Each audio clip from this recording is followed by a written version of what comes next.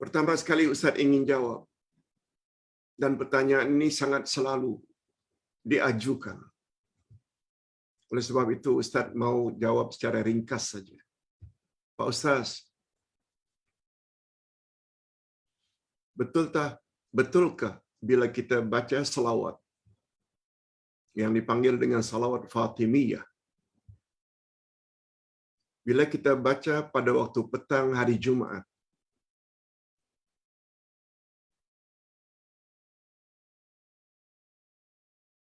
maka dosa-dosa kita diampuni oleh Allah sebanyak 80 tahun.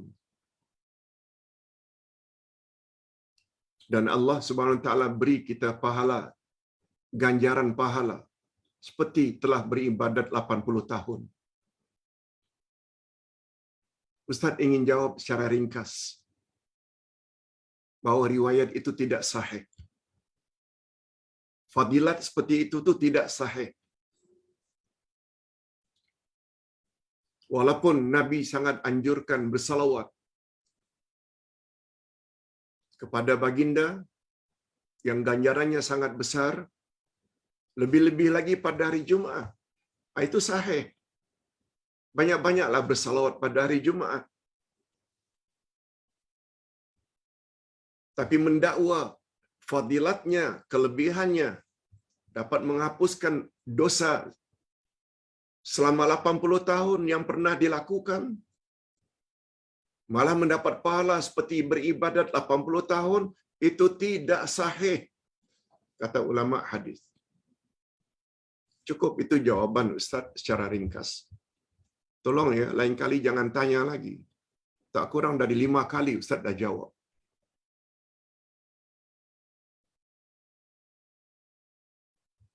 Pak Ustaz, pertanyaan yang kedua. Apa hukum wanita sujud di atas telekung yang dia pakai dan juga memakai sarung tangan?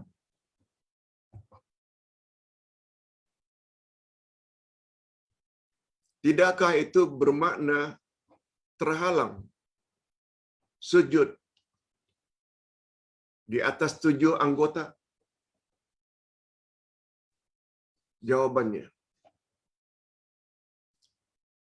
sujud yang sempurna menurut Nabi mesti di atas 7 anggota. 2 ujung kaki ketika sujud, 2 lutut, 4, 2 tangan di bumi atau di atas jadah, dan 1 lagi dahi. Dahi bersama hidung. 7. Disebut dahi ya, bukan hidung. Hadirin dan hadirat rahimakumullah. Memakai stokin, kaos kaki, tidaklah sampai menghalang 2 ujung jari kaki. Walaupun pakai stokin, sah. Demikian juga apabila kita letakkan tangan kita di atas sejadah, walaupun pakai sarung tangan, sah insya-Allah. Cuma yang selalu diperkatakan oleh para ulama, jangan hendaknya ada penghalang antara dahi dengan sejadah. Lain halnya, umpamanya tempat kita akan sujud itu agak panas, kurang bersih, lalu kita letakkan sapu tangan, itu tak mengapa, sebab itu pisah dengan badan kita. Tetapi ada ulama fiqh mengatakan, sebaiknya dengan pakaian yang kita pakai seperti telekung, lalu sampai ke sejadah, lalu kita sujud di atas telekung, seboleh-bolehnya hindarkan. Ia berbeza dengan kain yang diletakkan yang tidak ada kaitannya dengan telekung, seperti sapu tangan, itu bab lain.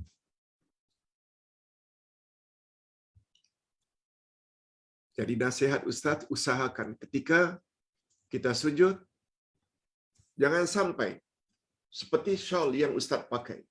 Ustaz sujud umpamanya bersama dengan syal ini, syal turun dulu, lalu sujud di atas syal. Sebaiknya jangan. Sebab ini pakaian yang bersama kita. Wallahu a'lam. Pak Ustaz, mana yang lebih afdal, Pak Ustaz? Salat di awal waktu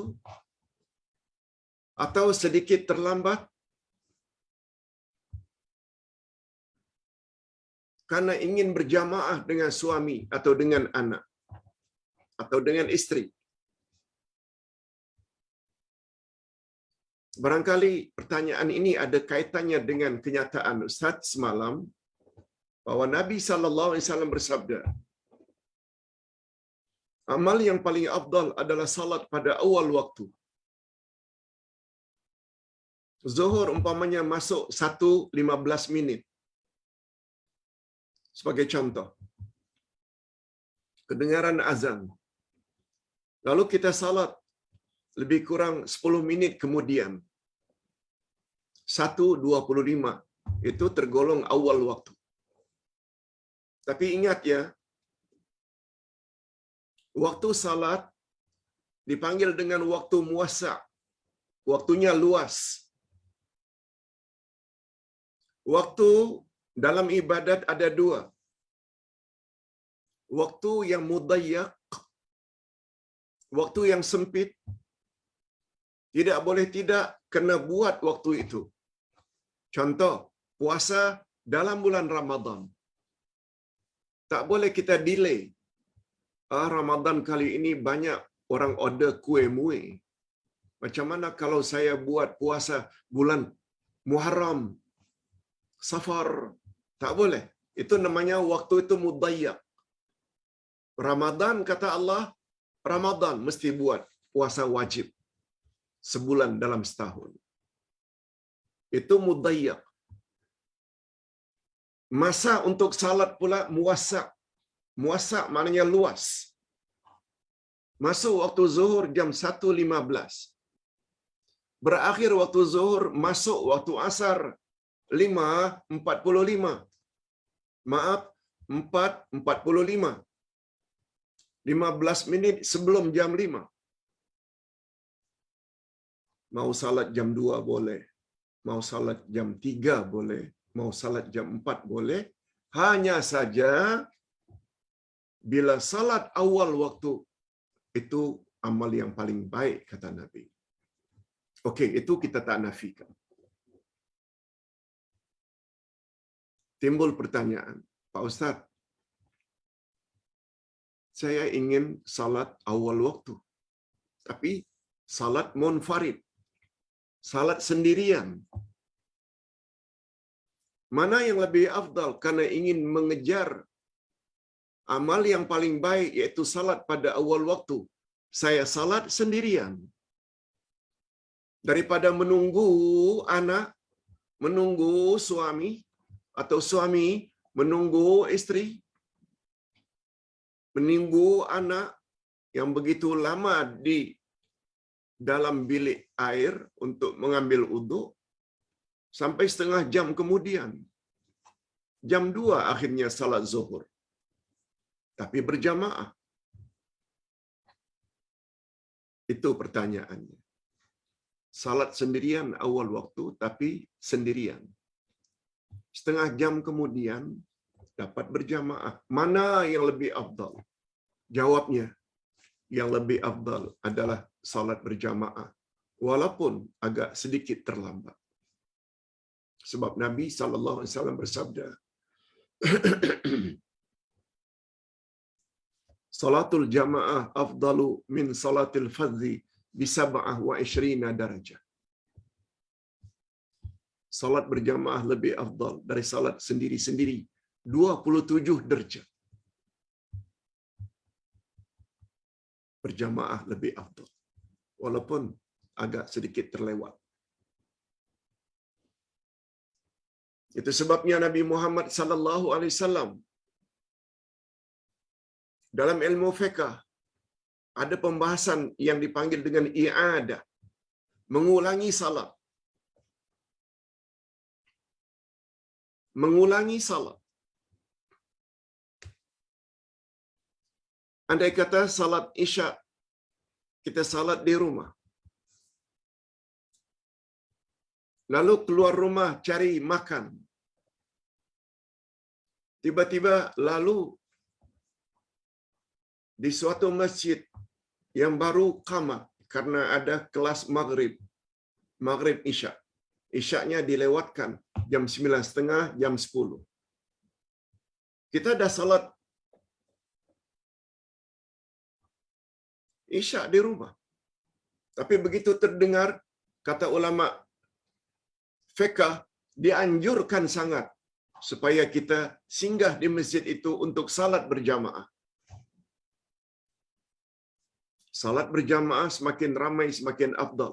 Walaupun di rumah barangkali kita sudah berjamaah dengan isteri, hanya 2 orang. Sekarang kita akan jumpa masjid yang ada 100 orang jemaahnya. Singgah. Ini yang namanya i'adah, mengulangi salat. Walaupun hukumnya hanya sunat. Tapi begitu dalam agama kita, digalakkan kita salat berjamaah. Okey.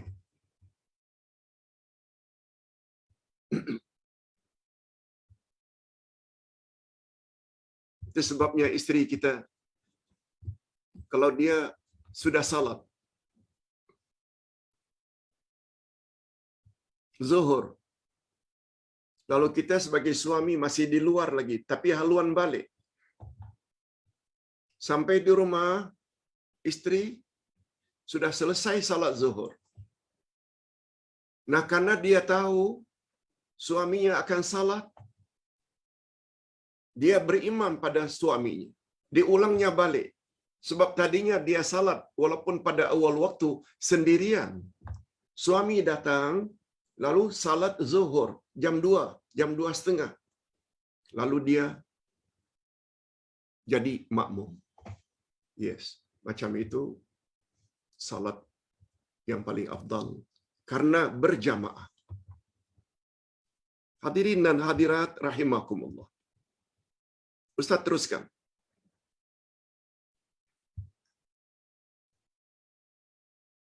Pak Ustaz, orang tua-tua ingatkan supaya buat kenduri tahlil untuk arwah pada hari yang ke-7, 40, 100. Apakah itu amal Islami? Islam suruh ke buat macam itu? Setelah kematian, buat tahlil untuk arwah hari 7, hari 40, hari 100. Ini yang tanya ya. Yang bertanya ni kata, sebab keluarga saya yang bukan Islam, yang beragama Kristian, juga punya acara seperti itu. Seolah-olah yang tanya ini mu'allaf. Dia masuk Islam. Istrinya, keluarga yang masih Kristian. Mereka buat macam yang kita buat. Bukan walaupun namanya bukan tahlilan. Itu sebabnya hadirin dan hadirat. Jawaban ringkasnya itu tak pernah dilakukan oleh Nabi sallallahu alaihi wasallam. Hari ke-3, hari ke-7, hari ke-40, hari ke-100, malah ada yang menahun setiap tahun. Dia panggil haul, memperingati kematian seseorang. Ada yang buat sampai kenduri kendara. Menurut yang bertanya ini, keluarganya Kristian juga buat macam itu. Hadirin dan hadirat, Ustaz pun baru tahu. Kalaulah betul pertanyaan ini, setahu Ustaz, yang memperingati hari ke-3, ke-7, 40 ini adalah fahaman reincarnation, reinkarnasi. Iaitu roh itu balik lagi, roh itu balik lagi, dan itu sebenarnya agama Hindu. Itu keyakinan Hindu. Sedangkan Islam tidak. Tak ada istilah roh itu balik. Lihat ayat 15 dan 16 dari surat Al-Mu'minun. Bila kamu sudah mati, Hanya pada hari kiamat saja kamu baru dibangkitkan. Itu sebabnya alam kubur dipanggil alam barzakh. Barzakh maknanya dinding atau tembok yang tak boleh ditembusi. Nak balik ke alam sebelumnya dunia tak boleh kerana ada barzakh. Nak masuk alam akhirat juga tak boleh sebab akhirat bermula dari kiamat. Di sini perlunya kita belajar akidah.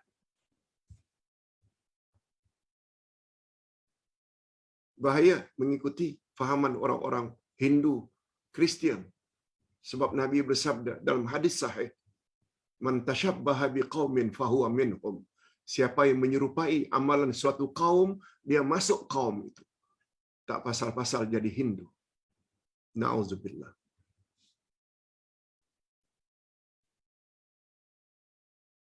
Pak Ustaz, mana yang lebih afdal bila dibaca habis asar ke atau malam sebelum tidur? Surat Al-Mulk dan surat As-Sajdah. Ada riwayat daripada Jubair.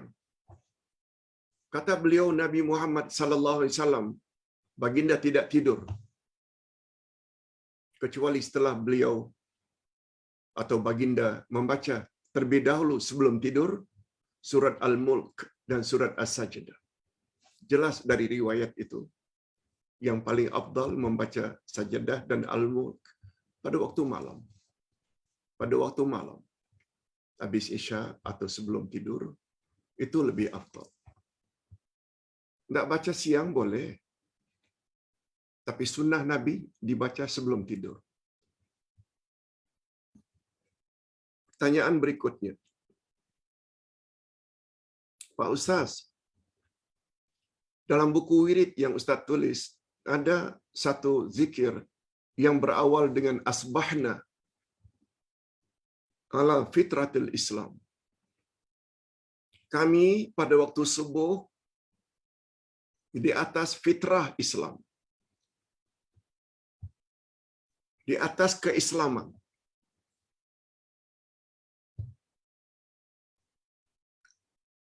Wirid ini bagus dibaca pagi dan baca petang. Hanya saja ada panduan. Bila waktu pagi dibaca, gunakan kalimat asbahna, kami berpagi-pagi. Dan kalimat yang itu tu asbahna ganti dengan amsayna ala fitratil Islam. Amsayna maknanya kami berpetang-petang di dalam fitrah Islam. Yes. Itu maksudnya. Kalau waktu petang kita tetap baca asbahna, tak tepatlah. Sebab itu bermakna kita berpagi-pagi. Atau sebaliknya, pagi-pagi kita baca amsayna. Kami berpetang-petang, padahal kita baca waktu pagi. Itu maksudnya. Keterangannya ada di footnote buku tersebut. Sila rujuk. Pak Ustaz,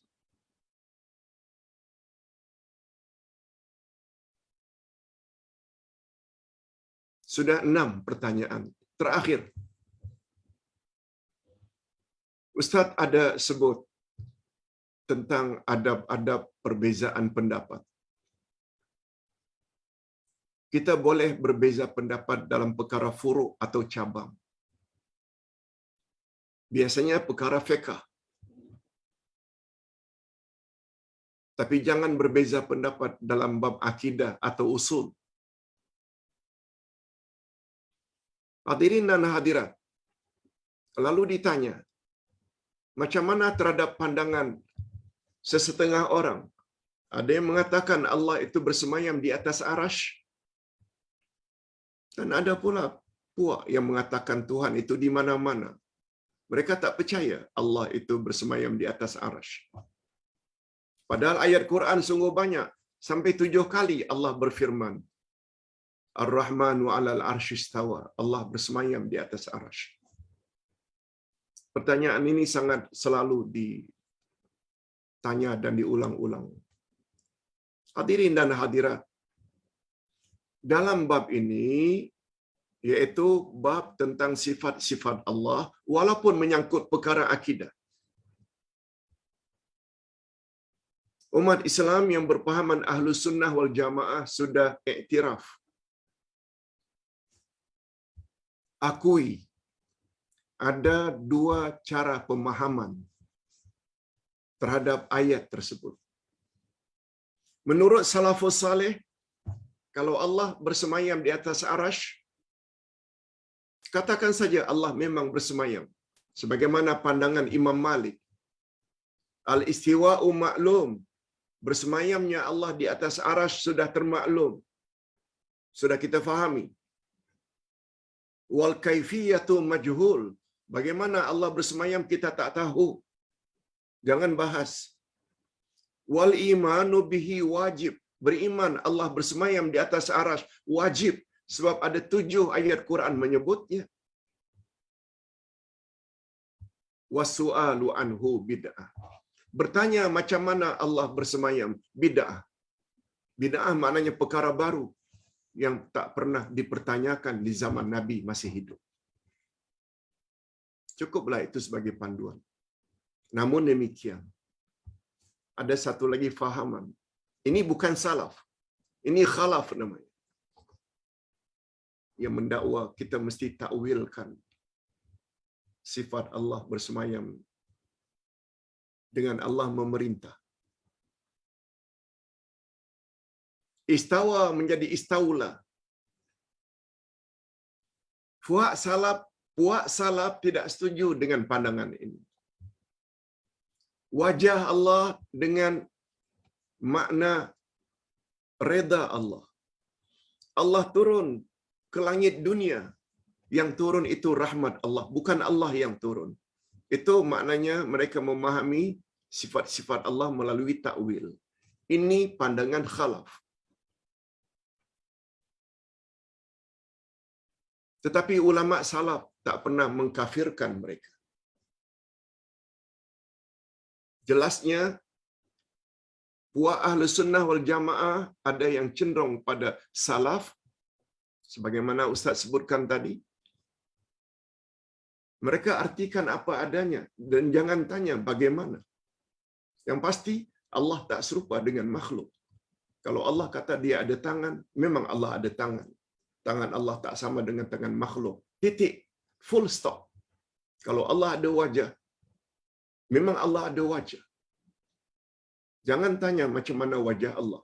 Yang pasti wajah Allah tak serupa. Kalau Nabi Muhammad kata sepertiga akhir malam Allah turun ke langit dunia, memang Allah turun. Tapi turunnya Allah tak sama dengan turunnya makhluk. Itu salah. Khalaf pula mereka robah makna asal kepada makna baru. Pandangan yang lebih kuat. Jangan saling mengkafirkan.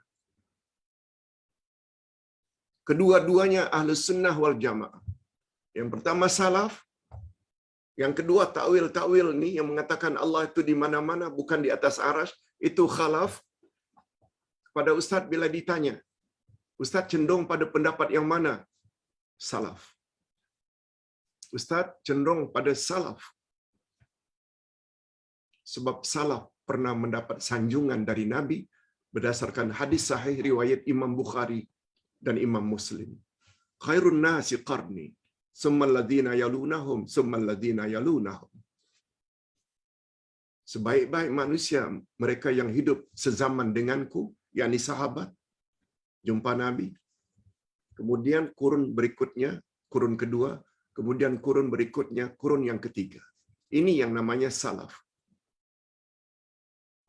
Tolong baca buku Akidah Ahlussunnah wal Jamaah jilid 3, bahagian yang terakhir.